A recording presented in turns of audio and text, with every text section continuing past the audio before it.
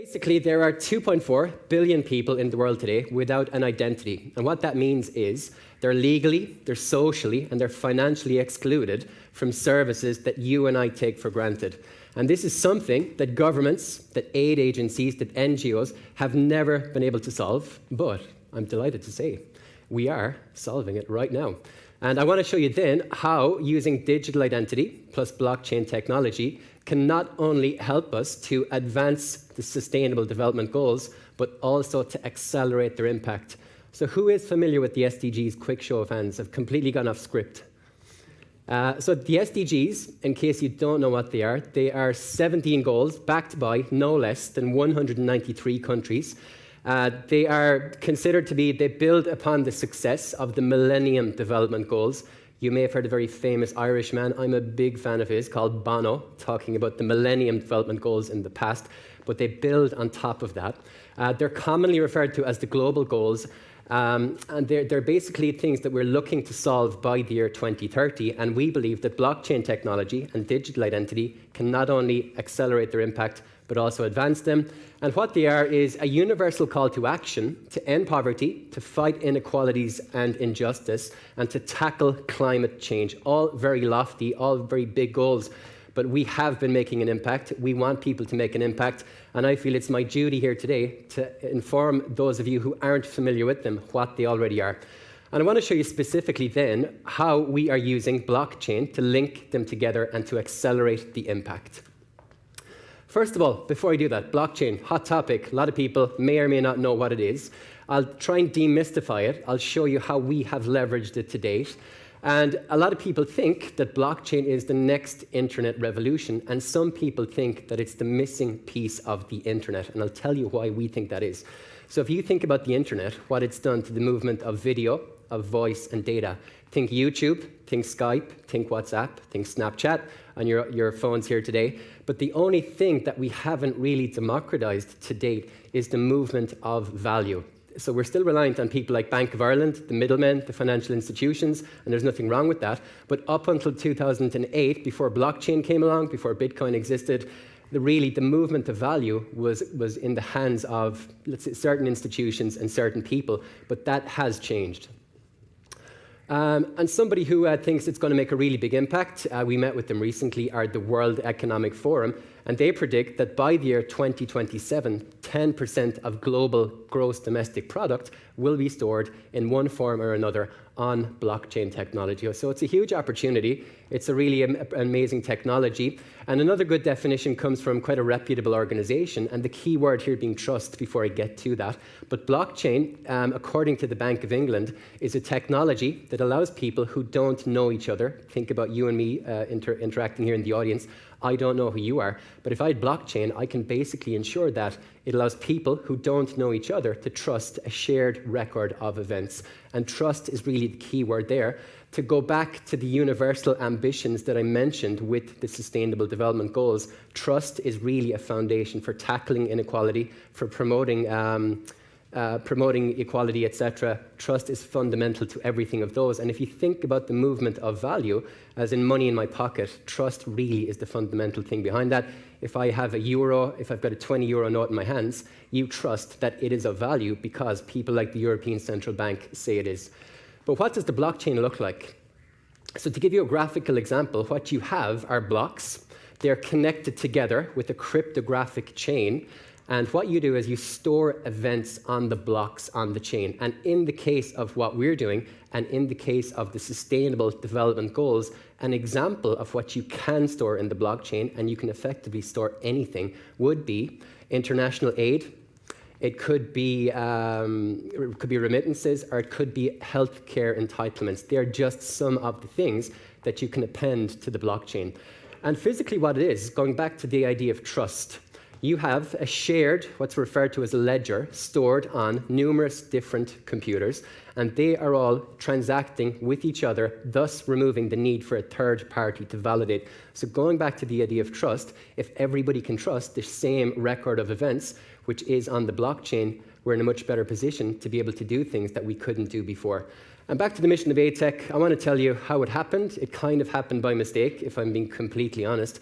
But we are a mission-driven company, and the mission of the company is to bring social and financial inclusion to the undocumented and the underserved with blockchain technology.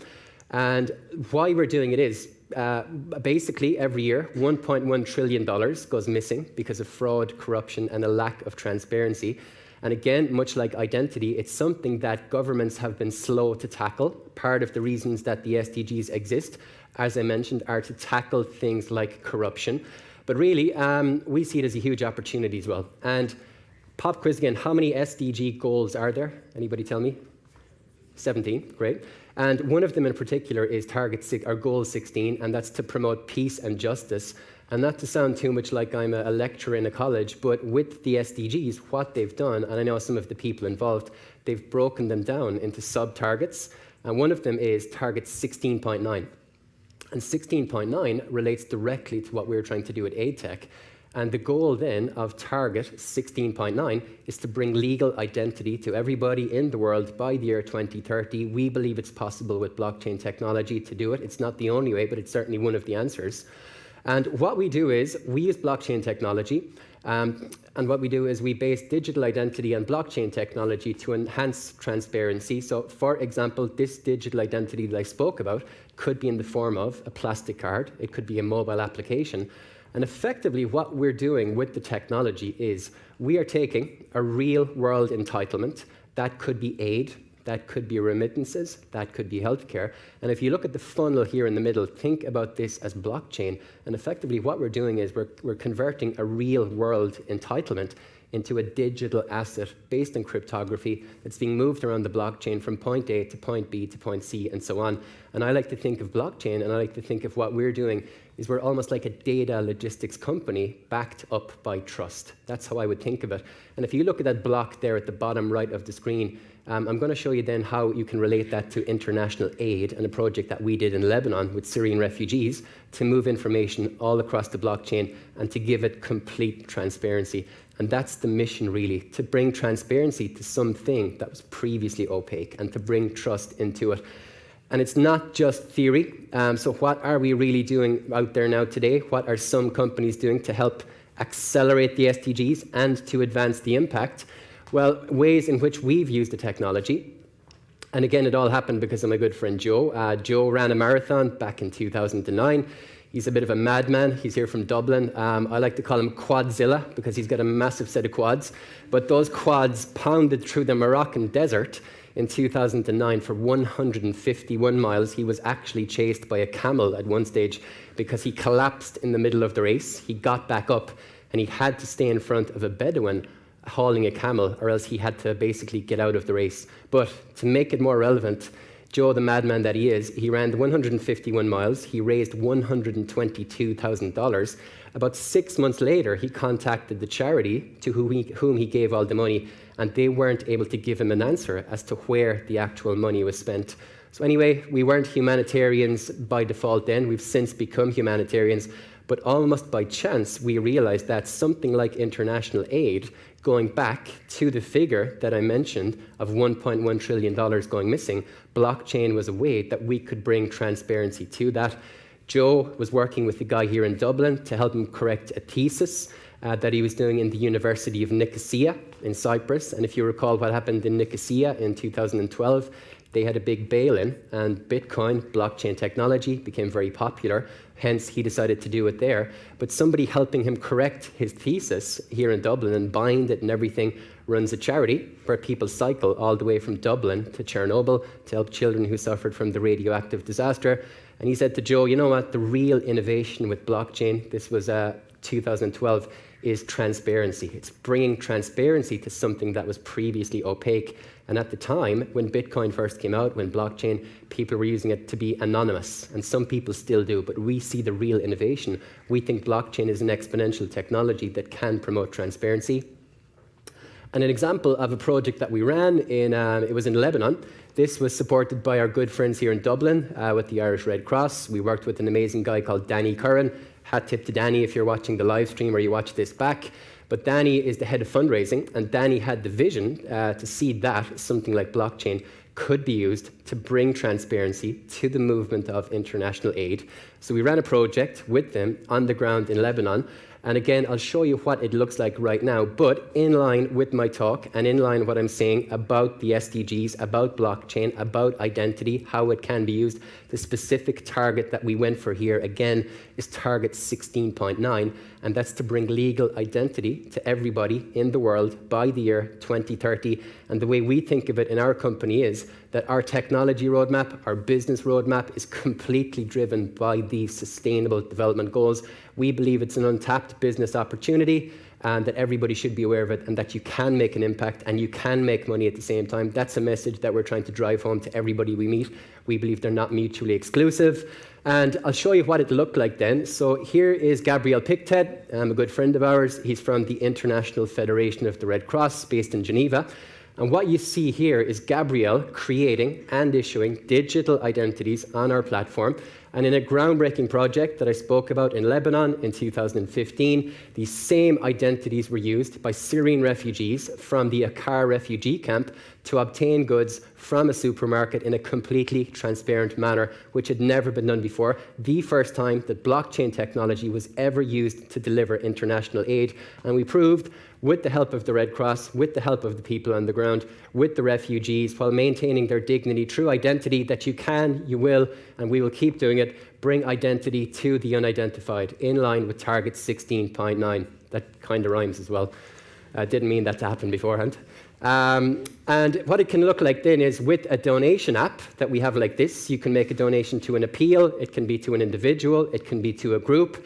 But not only with blockchain can you tell what happened to your donation, you can trace where your money was spent, by whom, for what, and how much. So if you think about a lot of the scandals that are quite topical at the moment, and I don't think we should pretend they don't exist in this space, with blockchain technology, we can bring transparency to the movement of things like international aid. And it's all only possible because of blockchain technology. And if you go back to the idea of trust, how do I know that's correct? The shared, immutable, permanent ledger that you cannot overwrite. And another project that we're doing is with our partners, the United Nations Development Programme. It's in Serbia. It's related to remittances. And specifically here, what we're focused on is target 10.c. And target 10.c is to bring the cost of remittances down to below 3% by the year 2030 and to eliminate remittance corridors of greater than 5%. To give you a bit of context, to throw a bit of business at you, it is important. Remittances is a $452 billion global market. According to the World Bank in 2016, the global average fee for sending a remittance across a border was 7.32%. And ironically, it's in the developing countries where remittance fees are higher. One of my friends from the UNDP is in Somalia right now. I spoke to her this morning before I did the talk, and she was telling me even there that 90% of the economy in Somalia is based on remittances, and the fees are typically 20% and higher. So if you think about that, if you've got hundreds of millions or billions, in the case of Serbia, it's 4 billion flowing in each year. And if you've got money transmitters taking $20 out of every 100 that comes in, that's a lot of money that could have circulated in the economy and could have helped us accelerate, advance, and increase the impact of the Sustainable Development Goals. So specifically there, what we're doing, we're partnering with another small little Irish company called Stripe, two brothers that you may know, Patrick and John, and they're helping us process the payments there in line with that goal, target 10.c. And that's us on the ground over there in Serbia with the UN, some of our team. And finally, this is the one that I'm really most excited about, where I think blockchain can make the biggest impact. And the goal is specifically, it's to promote good health and well-being. And something we're doing on the ground today in Tanzania with a partner in Holland is we're using blockchain technology to distribute healthcare entitlements to pregnant women in a completely transparent manner using the idea of what's called a smart contract. So that means as a pregnant woman, every milestone that you go through or you should go through in the journey of pregnancy, we have a record if that happened or not. So for example, you're a pregnant woman, you can get an alert to your mobile phone, you need to go to the clinic today for your prenatal checkup, you need to do your postnatal checkup, you need to get your folic acid, and that means that the people who fund all of these projects, who are typically governments, like Irish Aid, private companies, we can give them a fairly certain degree of assuredness that something did happen. And really the goal here for this one, and it's a big lofty one, it's the one we want to hit the most, is to end preventable deaths of newborns and to reduce neonatal mortality. And again, that's in line with target 3.2. That's the one I'm most excited about.